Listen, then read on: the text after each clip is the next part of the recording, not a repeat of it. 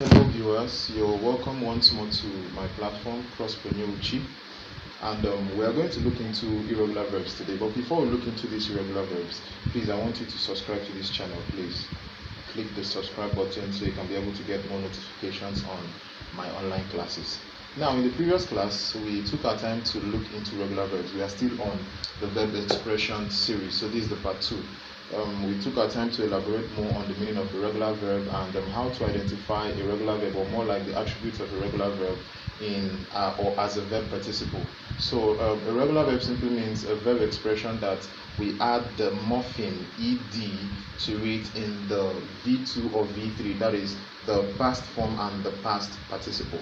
Now today we are looking into a special topic, which is irregular verb. Now, what is an irregular verb? Irregular verb simply means the direct opposite of a regular verb. Now, it is called an irregular verb because it has its various ways of creating participles, either at the past form or at the past participle. Or you can also say that the irregular verb is a verb expression that do not have a fixed pattern when participles are generated from the positive form of a verb. Now, I've given different arrangements of irregular verbs, different arrangements of which in the first row here we have the V1, which is called the positive form of the verb. This is the positive form of the verb, and then the V2 we have the past form. The V3 we also have what we call the past participle. Let's observe critically. Now, the first one we have ride, rode, reading. The second one we have rise, rose, risen. The third, go, went, gone. If you observe the different participles, we have various formations here. That is why they are called irregular.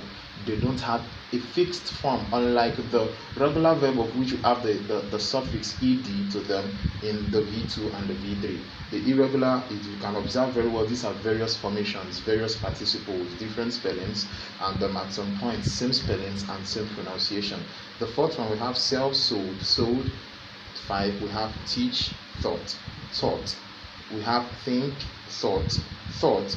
Kneel, knelt, knelt. We have number 8 caught, caught, caught. Number 9 hit, hit, hit. We have come, came, come.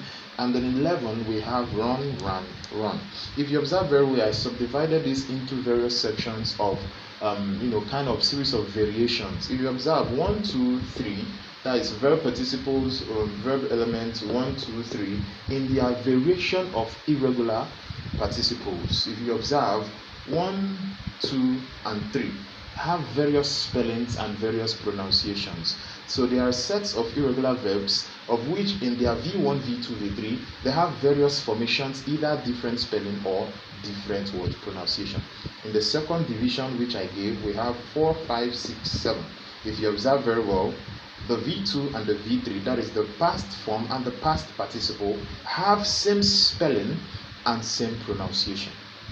The next category we have 1, 2, 3 have similar. So they are irregular verbs that have similar spelling and similar pronunciation. That simply means they are constant at the first row, second row, and third row. They don't have any form of changes, either in spelling and in pronunciation. We have the fourth row, the fourth section. We have 1 and 3. Same spelling, same pronunciation. I repeat, the present form of a verb and the past participle have same spelling and same pronunciation. So these are the various variations of what irregular verbs. Remember what I said earlier on?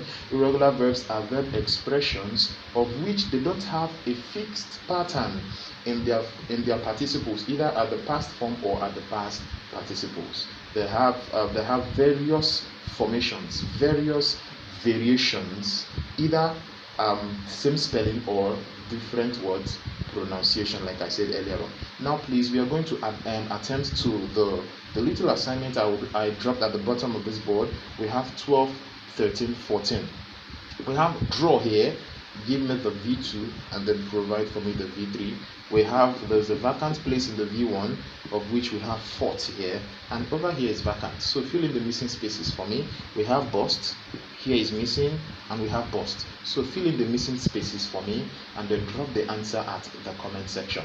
I'll be expecting questions concerning this topic, irregular verbs, and I want you to stay tuned. Don't forget to subscribe to my channel and then follow me on all my social media handles, because we'll be having lots and lots of updates on online classes concerning use of English. Please stay tuned because the next video that will be coming out will be on verb variations part 3, which will be more on main verbs or lexical verb.